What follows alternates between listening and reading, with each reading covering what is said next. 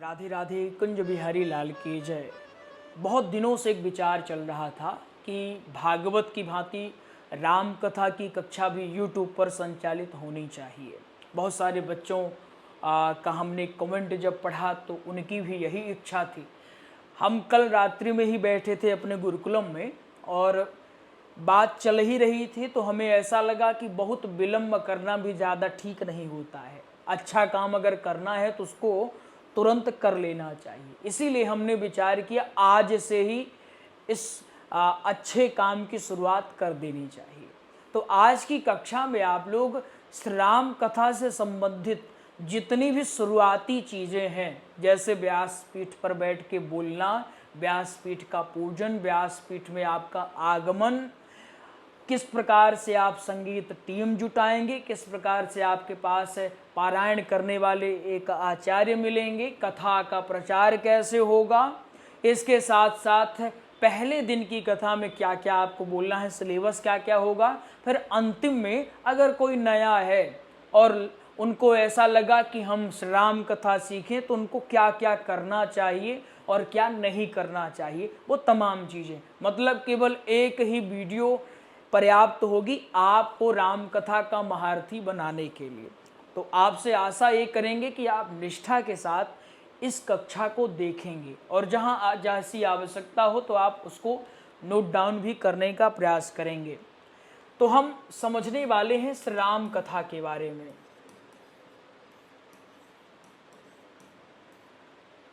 श्री राम कथा, देखिए श्री राम कथा आप सभी जानते हैं 9 दिवसीय होती है और हम लोग श्री रामचरित मानस के आधार पर श्री रामचरित मानस के आधार पर कथा का अध्ययन करते हैं और कथा का प्रचार करते हैं। हालांकि अधिकांश लोग वाल्मीकि रामायण का भी प्रयोग करते हैं, चूँकि उद्गम तो वहीं से सब कुछ हुआ है। फिर भी रामचरितमानस अत्यधिक लोकप्रिय है, क्योंकि रामचरितमानस ऐसा लगता है कि आम जन भाषा है, लोगों को आसानी से इनकी भाषा समझ में भी आती है। गोस्वामी तुलसीदास जी ने लिखा है। अब हम शुरुआत से चीज़ों को समझने का प्रयास करेंगे। 9 दिवसीय राम कथा होती है। अगर हम 9 दिवसीय का पूरा क्रम बांटे तो प्रतिदिन आपको कम से कम 4 घंटे कथा करनी होती है। आप 4 घंटे कथा करते हैं और इस कथा में आपकी क्या क्या शामिल होगा, प्रसंग शामिल होगा। इसके बाद आप इसी में दृष्टांत देंगे, मतलब आपने कोई बात बताई, कोई विषय बताया, कोई प्रसंग आपने बताया, कोई कथा बताई, लोगों को समझ में ना आए तो आप दृष्टांत अथवा उदाहरण देते हो ताकि लोग उसको अथवा श्रोता आसानी से चीज़ों को समझ सके। ठीक है, तो आप प्रसंग बोलते हैं, उसके बाद आप दृष्टांत, इसी में आप दोहे, साथ साथ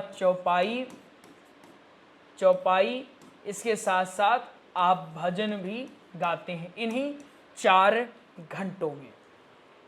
कहीं कहीं सुबह कथा होती है, कहीं कहीं शाम को कथा होती है, आमतौर पर सुबह। तो जो सुबह का समय होगा, सुबह क्या होगा, पारायण होगा। पारायण किस प्रकार होगा, संपुट के साथ होगा। संपुट का मतलब होता है जब आप कोई भी दोहा कंप्लीट करें तो वहां पर एक जो कामना रहे उस कामना के अनुसार आपको संपुट लगाना चाहिए। ठीक है, जैसे कामना हमारी ये है कि हमारे यहाँ मंगल हो तो मंगल भवन अमंगलहारी, यह हमको लगाना चाहिए। हमको ये है कि हमारा भरण पोषण ठीक से होता रहे तो विश्व भरण पोषण कर जोई, ये हमको लगाना चाहिए। मतलब कामना के अनुसार इसमें संपुट लगाना चाहिए, ऐसा विधान है। सुबह पारायण होता है जो कि एक योग्य आचार्य के माध्यम से होगा। हम आगे यह भी जानेंगे कि आचार आप कैसे लेकर के आओगे। और दोपहर के समय क्या होता है, दोपहर के समय मूल कथा की जाती है। क्या पारायण करना आवश्यक है? बिल्कुल आवश्यक है। जैसे भागवत कथा में पारायण होता है, वैसे ही श्री राम कथा में भी पारायण का विधान दिया गया है, जिसको आप पोथी पाठ भी कहते हैं। संपुट लगा करके ही करना चाहिए यह पारायण। तो आपने शुरुआत की ये छोटी छोटी चीज़ें समझ ली। हम सब कुछ समझेंगे, बेसिक और बेसिक और बेसिक, एडवांस और एडवांस, खूब ज़्यादा एडवांस। हम सब कुछ समझने वाले हैं। आपने एक बेसिक चीज़ समझ ली कि हमको पारायण करना है, सुबह कथा होती है, सुबह पारायण होगा और दोपहर के समय हमारी कथा होगी। लगभग 4 घंटे आपको कथा करना है और उस कथा में ये तमाम चीज़ें सम्मिलित होनी चाहिए। ठीक है, अब आपको एक बात और बता देते हैं। ये जो विशाल आप देखते हैं ना, तो इसको क्या कहा जाता है? इसको मंच कहा जाता है। क्या कहा जाता है? इसको मंच कहा जाता है। और इन्हीं मंच के मध्य में एक व्यासपीठ बनी होती है, व्यासपीठ। और जो व्यासपीठ पर बैठ करके प्रवचन देते हैं अथवा कथा कहते हैं, उन्हीं को आप क्या कहते हैं? व्यासी, अथवा उन्हीं को आप प्रवक्ता कहते हैं। प्रवक्ता का मतलब यह है कि जो उस कथा में कैसा हो, जो उस कथा में निपुण हो। अगर श्री राम कथा हो रही है तो श्री राम कथा में वो व्यक्ति निपुण हो, वही व्यासपीठ पर बैठ सकता है। अगर वो अधूरा ज्ञान लेकर के बैठा है, अयोग्य है, तो ऐसे अयोग्य व्यक्ति को व्यासपीठ पर हमें नहीं बैठाना चाहिए। ये जो मंच है, मंच की अच्छी खासी हाइट होनी चाहिए। और जो व्यासपीठ है तो मंच से ये भी खूब ऊंचा होना चाहिए, मंच के समकक्ष नहीं होना चाहिए। इसके साथ साथ यहाँ जो व्यासपीठ बनी है, तो व्यासपीठ से ऊंचा कोई दूसरा आसन नहीं होना चाहिए। अगर भगवान वहाँ पर विराजमान है तो भगवान का आसन आप ऊंचा कर सकते हैं, परंतु कोई साधारण व्यक्ति है, साधारण व्यक्ति मतलब अगर वो किसी अच्छे ऊंचे पद पर भी है तो भी उसका जो आसन है वह व्यासपीठ से ऊंचे नहीं होना चाहिए। व्यासपीठ सबसे ऊंचा या सर्वोच्च स्थान माना गया है, क्योंकि ये व्यासपीठ कोई और नहीं, ये साक्षात भगवान व्यास का ही रूप माना जाता है। तो व्यासपीठ सबसे ऊंचा होना चाहिए। अब व्यासपीठ जो बना है, तो व्यासपीठ के एक किनारे इधर आपकी संगीत मंडली बैठनी चाहिए। आपके पास जो संगीत मंडली है, तबला है, हारमोनियम है, बांसुरी है, गिटार है, पैड है, जो भी आपके पास है वो संगीत मंडली एक साइड बैठनी चाहिए। और एक साइड आपके जो वैदिक आचार्य हैं, जिन्होंने सुबह पारायण किया है, उनको भी बैठना चाहिए। वो आचार्य क्या करेंगे? वे आचार्य यहाँ बैठ के पारायण ही करेंगे। फिर से तो सुबह कर तो लिया, फिर काहे करेंगे? सुबह किया, अब उसी को दोबारा करेंगे। ठीक है, तो ये आपके आचार्य यहाँ पर बैठे रहेंगे। अगर मान लीजिए कोई गणमान्य का आगमन होता है, गणमान्य माने जैसे आपकी कथा में किसी प्रसिद्ध कथाकार का आगमन हो गया, अगर शंकराचार्य भगवान का आगमन हो गया, तो उनके लिए भी एक उपयुक्त आसन यहाँ पर, माने पीछे नहीं होना चाहिए कि आपने यहाँ बना दिया ना, यहाँ पर समकक्ष हो, ऊंचा भले न हो लेकिन वो समकक्ष होना चाहिए। और अन्य जो लोग बैठे हैं उनसे ऊंचा, व्यासपीठ से नीचा। ठीक, अन्य जो मंच में बैठे हैं उनसे ऊंचा होना चाहिए, उनसे हाइट में हो, और व्यासपीठ से थोड़ा सा नीचे होना चाहिए। यहाँ पर क्या, अगर कोई गणमान्य श्रेष्ठ व्यक्ति का आगमन हो जाता है तो उनको यहाँ पर आप बैठाएं। क्या गणमान्य के आने पर हमें खड़ा होना चाहिए? बिल्कुल नहीं होना चाहिए। अगर आपके समक्ष आपके गुरुदेव भगवान का आगमन ही क्यों ना हो जाए तो भी आपको खड़े नहीं होना चाहिए।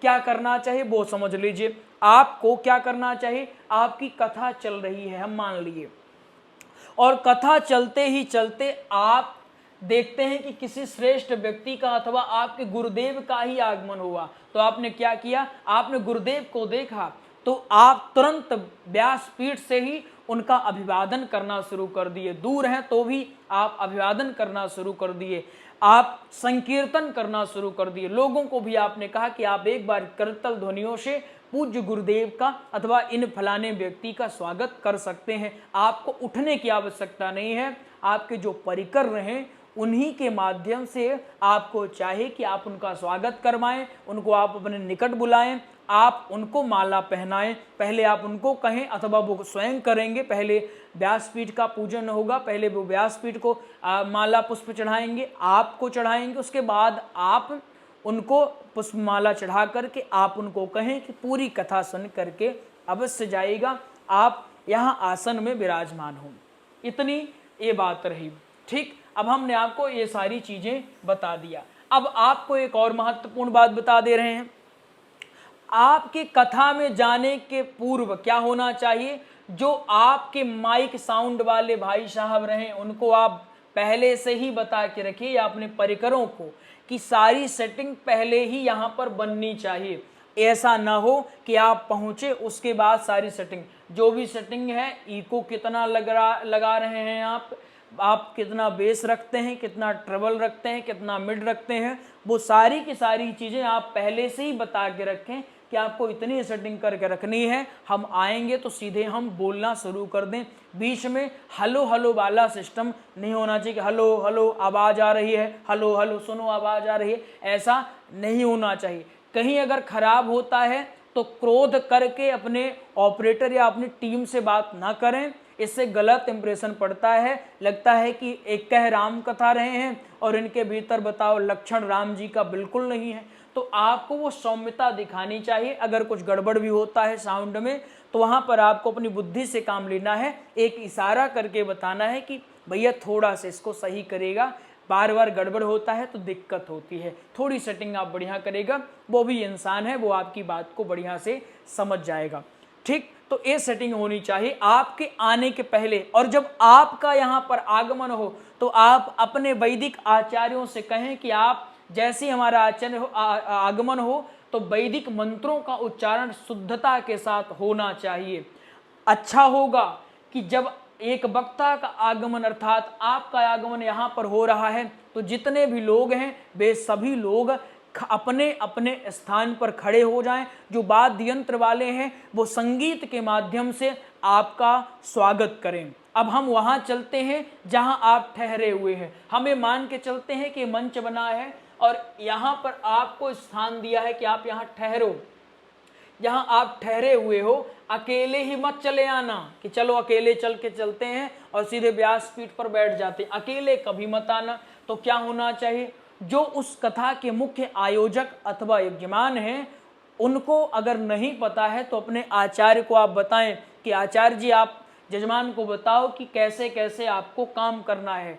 यजमान को चाहिए कि नित्य वो वक्ता को बुलाने आए, और वक्ता को ऐसे खाली बुलाने ना आए बल्कि अपने पूरे परिवार के साथ बुलाने आए। कोई ढोल लेके आया है, कोई झांझ लेकर के, कोई शंख लेकर के, कोई घंटी लेकर के, करतल ध्वनियों के साथ गीत गाते हुए राधे राधे सीताराम सीताराम कहते हुए आवें। और उसके बाद आग्रह करें कि महाराज जी चलिए कथा का समय हो गया है, अब आपको चलना चाहिए, कृपा करके मुझे आप कथा श्रवण करवाएं। और उसी करतल ध्वनि के साथ आपका यहाँ पर आगमन होना चाहिए।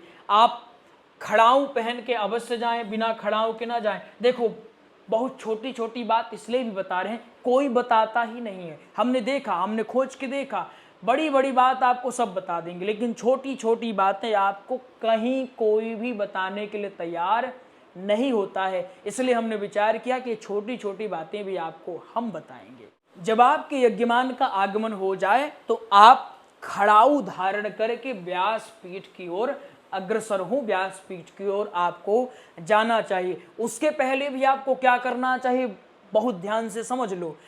जब आप देखें कि मेरी कथा का समय 2 बजे है तो आप क्या करो, आप लगभग 1:30 बजे तक तैयार हो जाओ, बढ़िया ढंग से स्नान कर लो, शुद्ध हो जाओ, भोजन कम से कम 3 घंटे पहले कर लो ताकि आपको बाद में दिक्कत ना हो अथवा नींद आपको ना आए। इसके साथ साथ पानी की जगह अच्छा होगा कि आप दूध पी लो। दूध से क्या होता है कि आपको कोई दिक्कत बाद में नहीं होती, बार बार उठना नहीं पड़ता। हालांकि यदि किसी ने आसन को जीत करके रखा है, जितासनों वाला सिस्टम है, किसी ने आसन को जीत करके रखा है, उसको समस्या नहीं होती है।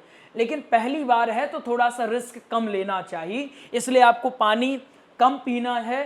दूध आप पी सकते हैं, अथवा अगर आपको पानी पीना है तो 1 घंटे 1.5 घंटे पहले ही आप पानी पी लें। स्नान कर लिया आपने, शुद्ध हो गए, भोजन आपका हो चुका है, आधे घंटे आराम हो चुका है। अब उसके बाद क्या होना चाहिए, अब उसके बाद आपको चाहे कि स्नान करने के बाद सुंदर ढंग से तिलक इत्यादि लगाने के बाद आपको गायत्री अवश्य कर लेनी चाहिए। गायत्री करने के पश्चात ही आपको जाना चाहिए, अथवा आपको कोई अपना वैदिक मंत्र या जो आपके आराध्य हैं तो आराध्य देव का कोई न कोई एक मंत्र आपको अवश्य जपना चाहिए। 21 बार, 51 बार, अथवा 108 बार आपको जप के जाना चाहिए, जितना समय रहे या जितना आप कर पाए। अगर मंत्र छोटा है तो 108 बार, अगर मध्य है तो 51 अथवा 21 बार आपको अवश्य करना चाहिए।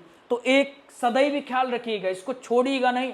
सदैव आप एक माला अपने इष्ट देव के नाम का मंत्र जप करके अवश्य जाएगा। अपने गुरुदेव को स्मरण करिएगा, अपने भगवान इष्ट देव को स्मरण करिएगा, माता पिता को स्मरण करिएगा, तत्पश्चात ही आपको वहां पर जाना चाहिए। अगर किसी दिन आप विलंब हो गया, नहीं कर पाए तो क्या, फिर भी करो, उसके बाद जाओ। फिर भी नहीं कर पाए तो क्या, व्यासपीठ पर जाकर के वहां कर सकते हो मंत्र का जाप, लेकिन छोड़ना नहीं है आपको। अब आप जब व्यासपीठ पर आओ, खड़ाऊ धारण करके आओ, धोती कुर्ता आपको पहन करके आना है। अच्छा होगा कि आप लगोटी अथवा कछनी बांध करके आओ, वो ज़्यादा अच्छा होगा।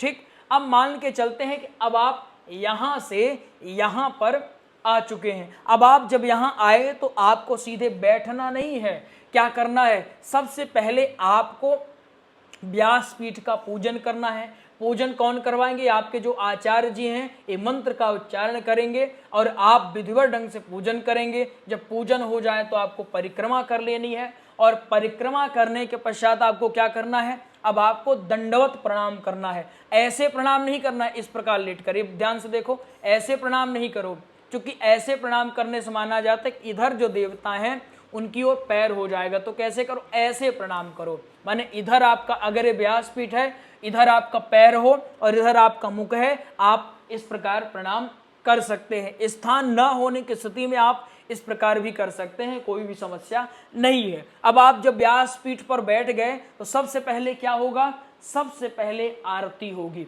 अब हम राम कथा का समझ लेते हैं। हम मान लेते हैं ये प्रथम दिवस है। कौन सा दिवस है, प्रथम दिवस है, ठीक है भाई, ये प्रथम दिवस है। तो सबसे पहले आपका आगमन व्यासपीठ पर हो गया है। अब आप विराजमान हो गए हैं। आपके जो इष्ट देव, आराध्य देव, अच्छा एक और बात समझ लो, आपके जो इष्ट देव या आप जो अपने साथ भगवान की मूर्ति ले गए हैं, उनको आप अपने समक्ष विराजमान कर सकते हैं।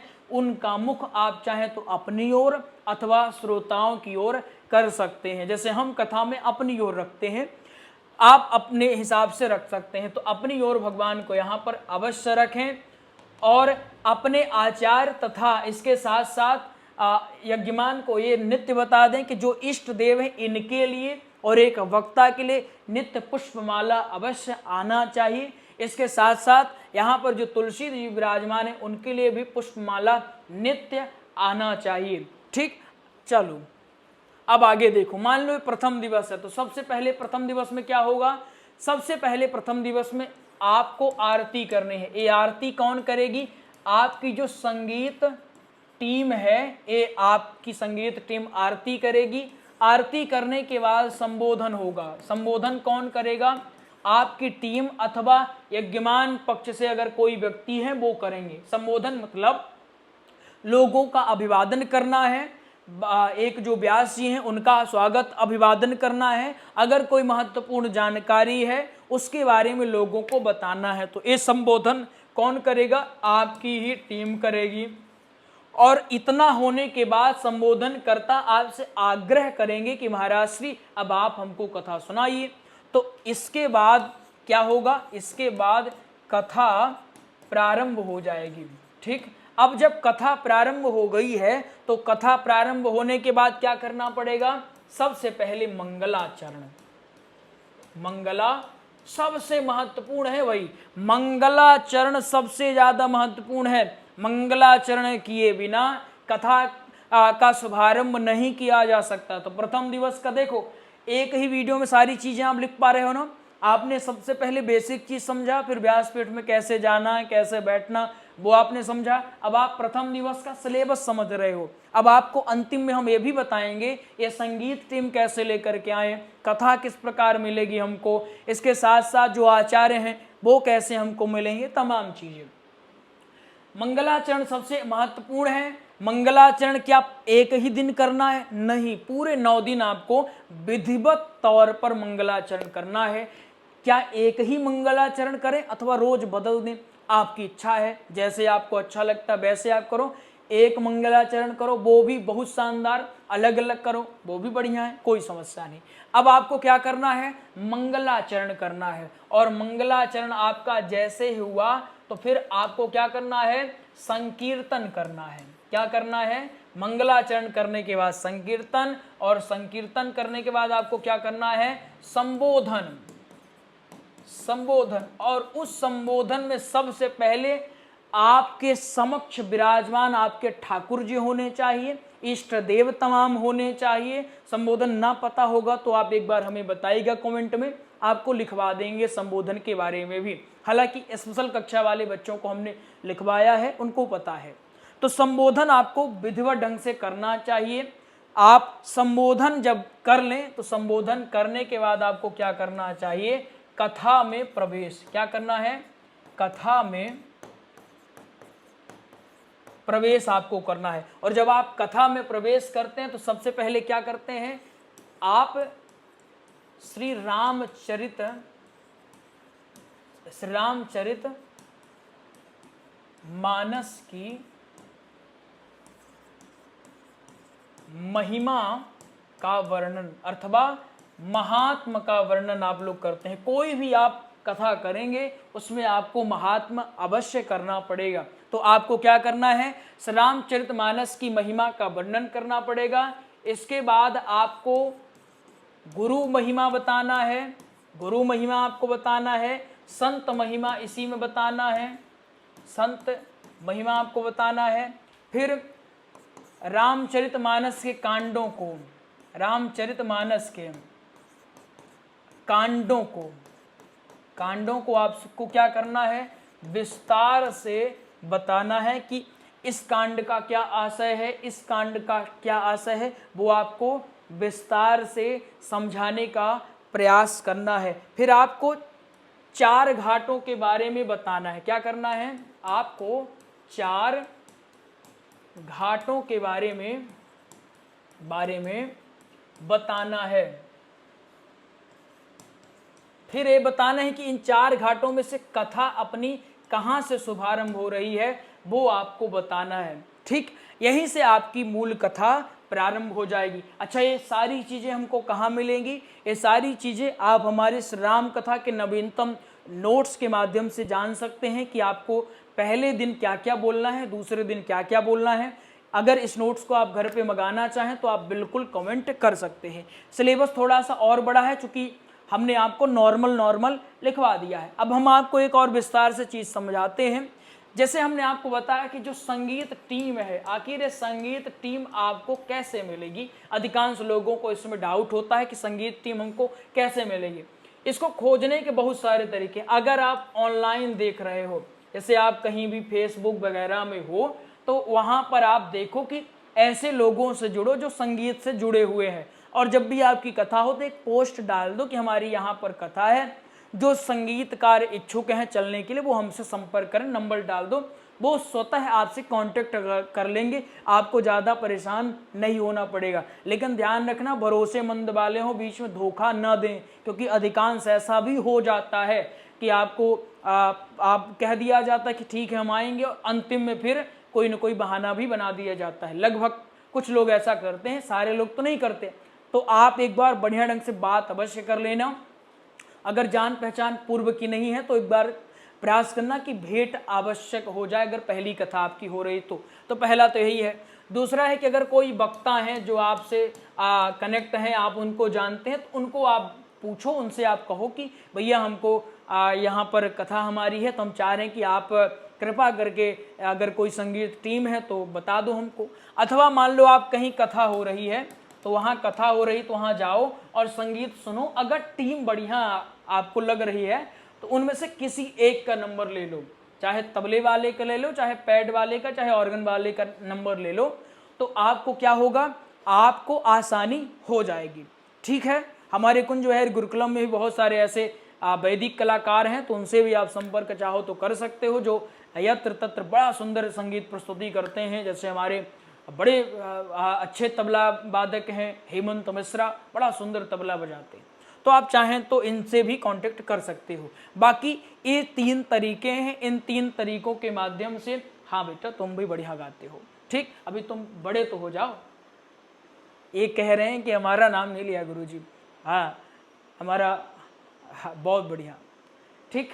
तो इस प्रकार से आप संगीत टीम खोज सकते हो, बहुत ज़्यादा कठिन नहीं है, सबसे शानदार ये है, ये सबसे शानदार है। किसी के भरोसे बैठने से अच्छा है कि हम ऑनलाइन खोज लें बढ़िया ढंग से, ठीक। और इसके साथ साथ आपने देखा आचार्य, जो आचार्य है वो आपको कैसे मिलेगी, सेम प्रोसेस आपको यहाँ आचार्य में भी अप्लाई कर देना है, ऑनलाइन भी।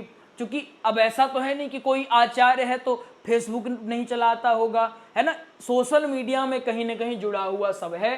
तो आप इनको ढूंढो, खोजो, उनसे कनेक्ट रहो, उनको थोड़ा देखते रहो कि एक कहाँ आखिर इनका पूजन कैसे हो रहा है, कथा में कब गए, क्या ये कथा में जाते हैं कि नहीं जाते, थोड़ा देखते रहो। इससे क्या होगा कि जब भी आपकी कथा होगी, ये मत सोचो कि अगर आप कथा आज सीख भी रहे हो ना, तो भी ऐसे लोगों से पहचान करके रखो, क्योंकि आज नहीं तो कल काम आने वाली है। तो ऐसे लोगों से आप अवश्य पहचान करके रखिए, ठीक है। हमने लगभग आपको सारी चीज़ें बता दी, जितनी हमको चीज़ें याद आई। अभी कुछ चीज़ें रह गई, जैसे पंडाल किस दिशा में होना चाहिए, उसको किस प्रकार निर्मित करना चाहिए, इसके विषय में रह गई थोड़ी सी बात, वो हम प्रयास करेंगे, अगली वीडियो बताएंगे। आपको कुछ और जानना हो तो आप बेझिझक कमेंट अवश्य करिएगा। क्लास कैसी लगी ये भी आप हमें अवश्य बताइएगा कमेंट के माध्यम से। राधे राधे, कुंज बिहारी लाल की जय। पुनः आपको एक बार बता दें, यदि आपको भागवत कथा, राम कथा, हनुमंत कथा, शिव महापुराण, इनके नोट्स चाहिए, अथवा आप भागवतम कक्षा में अथवा श्री राम कथा की ऑनलाइन स्पेशल क्लास में जुड़ करके बढ़िया ढंग से अध्ययन करना चाहें, तो आप दिए गए नंबरों में संपर्क अवश्य कर सकते हैं। राधे राधे, कुंज बिहारी लाल की जय।